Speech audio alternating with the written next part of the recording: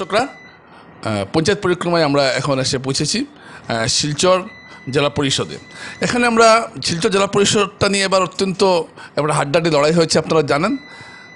এখানে কি লড়াই হয়েছে, কার জেতার সম্ভাবনা বেশি, এ ধরনের নানা ধরনের জল্পনা কল্পনা চলছে। কেউ বলছেন এই আসনটি বিজেপি জিতছে, কেউ বলছেন কংগ্রেস জিতছে, দুই দলে দাবি করছে আসনটি জিতছে।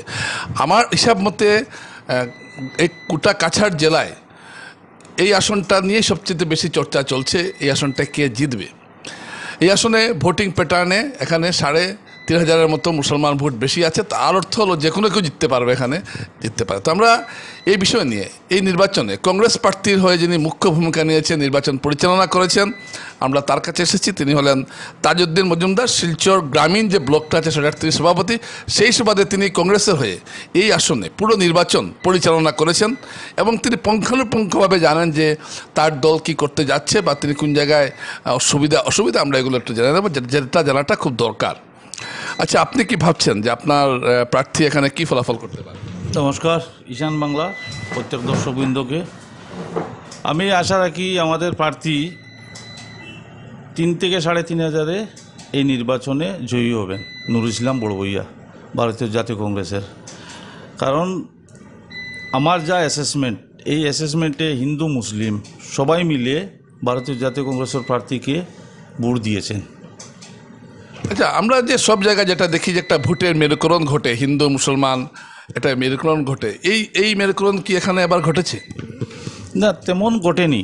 তো বিধায়কের প্রচেষ্টায় বিজেপির উনি কিছু কিছু জায়গায় যেগুলো সেন্টারে আপনার র্যাগিংও হয়েছে সামান্য সামান্য, এমন কোনো প্রভাব হয়নি। বাকি জায়গায় সব জায়গায় ভালো ভোট হয়েছে। তো তার মধ্যে অমৃকাপুর জিপিতে মানে হিন্দু সম্প্রদায়ের যেভাবে আগবাড়ে এসে ভারতীয় জাতীয় কংগ্রেসে ভোট দিয়েছে, তাতে মানে একটা শুভ সংকেত যে ধর্ম নিরপেক্ষতার দিক দিয়ে মানুষ এখন আগবাড়ায় আসছে।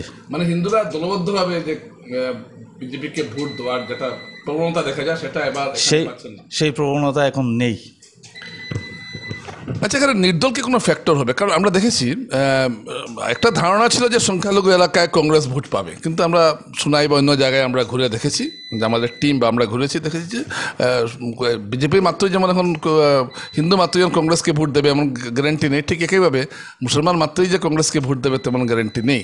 তো সেই সুবাদে নির্দলকে এখানে কোনো একটা শক্ত প্রতিপক্ষ হচ্ছে আপনার কাছে? না, নির্দল তেমন কোনো শক্ত প্রতিপক্ষ নয়। মানুষ বুঝে গিয়েছে নির্দল প্রজেক্টেড বাই বিজেপির বি টিম হিসাবে মানুষ ধরে নিয়েছিল। তো এমন প্রভাব পড়বে না। উনি বেশ থেকে বেশ হলে 600-700 ভোট পাবেন, যা আপনি ডেমি ক্যান্ডিডেট দিলেই ভোটে নির্বাচনে দেখা যায় 500-600 ভোট আসে, সেই একই রূপ হবে। আচ্ছা, আপনারা যে ভোটটা লড়ছেন, এই ভোটে এই যে আপনি বলছেন যে আপনি হিন্দু ভোট পেয়ে যাবেন, কেন পাবেন?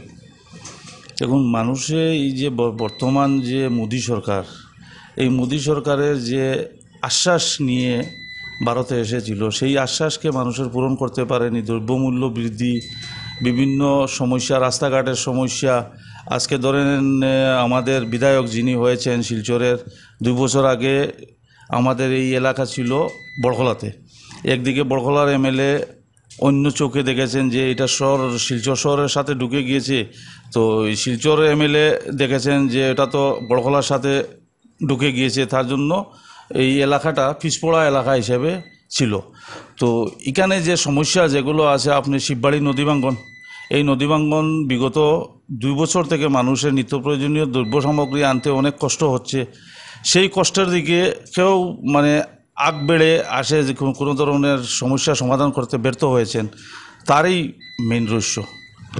আচ্ছা, ধরুন আপনার প্রার্থীর তো বাড়ি এইদিকে, মানে পুরোনো যে বড়খলা বিধানসভা এলাকার মধ্যে পড়েছে, তো সেই ক্ষেত্রে শিলচরের যে নতুন যে এলাকাটা এসে আপনাদের জেলা পরিষদে ঢুকেছে, এতে কি আপনাদের অসুবিধা হচ্ছে না যে নতুন লোকগুলোকে গিয়ে বোঝানো, আপনাদের পরিচিতি দেওয়া, এইসব ব্যাপার? না, তেমন কোনো অসুবিধা হয়নি। কারণ আমাদের প্রার্থী যিনি হয়েছিলেন ভারতীয় জাতীয় কংগ্রেসের, নতুন ছেলে, ওর এজ মিনিমাম 33 হবে। তো যথেষ্ট কর্মী এবং যেভাবে কাজ করেছেন, পুরনো মানুষ থেকে অনেক ভালো কাজ করেছেন এবং প্রত্যেক মানুষের পাশে যাওয়ার চেষ্টা নিয়েছেন উনি, এবং মানুষের সুখে দুঃখে উনি বিগত লাস্ট 6 মান্থ থেকে সার্ভিস দিয়েছেন এলাকাতে। দর্শকরা আপনারা দেখলেন যে তাজউদ্দিন ব্যাখ্যা করলেন কেন এখানে কংগ্রেস জিতবে। তো আপনি বলছেন যে ৩,৫০০ ভোটে কংগ্রেস জিততে পারে। এই ৩,৫০০ই কেন, আরও বেশি বা কম নয় কেন? চেষ্টা তো আমরা করেছি, কারণ আমি ব্লক প্রেসিডেন্ট হওয়ার বেশি দিন হয়নি। তারপরে নতুন 2.5টা জিপি ছিল, পুরানা 2.5টা জিপি নতুন, বদরপুর, মাসিমপুর, রাখাল খালেরপাড়, তারাপুর জিপি, তারপরে অমৃকাপুর জিপি, কুমারপাড়া, নির্জনগর জিপি এবং রাখাল খালেরপাড়ের আংশিক যেটা ছিল আগে বড়খলায়, বাকি মানে বড়খলা বলতে শালচাপড়া ব্লকের আন্ডারে, বাকি কিছু অংশ ছিল আপনার শিলচর শহরের সাথে, তারপরে বদরপুর, মাসিমপুর ছিল বড়খলা ব্লকের আন্ডারে। তো চেষ্টা আমরা করেছি, আশা এবার যদি এই ফল আসে সন্তুষ্ট, আগামী দিনে আরও ভালো হবে কিছু। অনেক অনেক ধন্যবাদ আপনাকে কিশোর মেলাকে সময় দেওয়ার জন্য। আমরা আপনার সাফল্য কামনা করছি।